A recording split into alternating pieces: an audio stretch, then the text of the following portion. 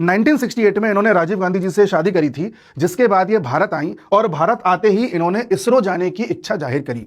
इसरो के फाउंडर थे डॉक्टर विक्रम साराभाई जी। देखा गया कि इनके जाने के ठीक 3 साल बाद विक्रम साराभाई की रहस्यमय तरीके से मृत्यु हो गई।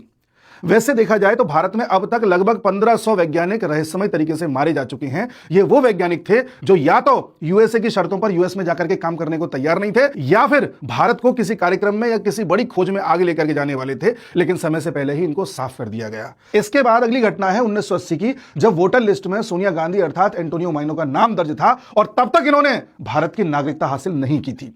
फिर 1982 में धीरे से इनका नाम हटा दिया गया। 1983 में इन्होंने इंडिया की सिटीजनशिप ली और उसके बाद वोटर लिस्ट में नाम फिर से जोड़ा गया।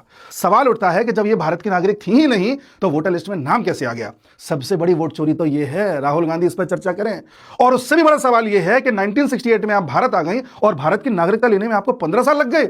इसके बाद अगली घटना आती है 1988 की, जब राजीव गांधी इनको नेपाल लेकर के गए पशुपतिनाथ मंदिर में दर्शन कराने। लेकिन पशुपतिनाथ मंदिर में इनको घुसने नहीं दिया गया, क्योंकि वहां पर सिर्फ हिंदुओं को एंट्री मिलती है, जबकि ये कैथोलिक क्रिश्चियन है। राजीव गांधी ने बहुत कोशिश करी कि इनको दर्शन कर लेने दो, लेकिन उन लोगों ने कहा कि भाई जो नियम है वो नियम है, ये दर्शन नहीं कर सकती।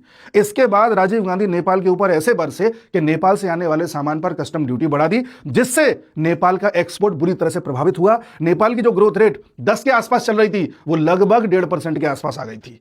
और साथ ही भारत और नेपाल के बीच 15 महीने तक इकोनॉमिक ब्लॉकेड रहा, यानी कि बॉर्डर लगभग बंद रहा। और तब से लेकर अब तक भारत और नेपाल के संबंध वैसे नहीं हो पाए जैसे पहले थे। अब नेपाल काफी चीजें चाइना के साथ मैनेज कर रहा है। इसके बाद अगली घटना आती है 2004 की, जब कांग्रेस ने कई दलों के साथ मिलकर के जैसे तैसे यूपीए की सरकार बना ली और यह भारत की प्रधानमंत्री बनना चाह रही थी।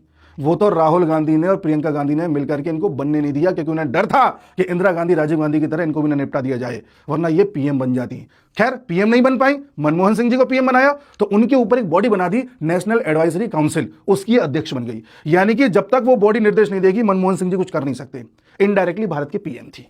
इसके साथ ही कई ऐसे इलेक्शन कमिश्नर, कई ऐसी अलग अलग बॉडीज पर ऐसे लोगों को नियुक्त किया जो इन्हीं के पक्षधर थे, इन्हीं के कहने पर उठते और बैठते थे। सोचिए कितने वर्षों तक देश कॉम्प्रोमाइज्ड रहा है।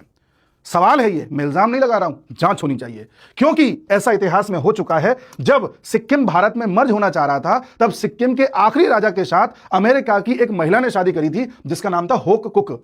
इस महिला ने बहुत कोशिश करी कि सिक्किम भारत में न मिले, बहुत विरोध किया, भारत का विरोध किया, लेकिन अजीत डोभाल साहब की मदद से सिक्किम भारत में विलय कर लेता है। और जैसे ही सिक्किम पूरी तरह से मर्ज हो जाता है इंडिया में, यह तुरंत राजा को छोड़कर के वापस अमेरिका चली जाती है।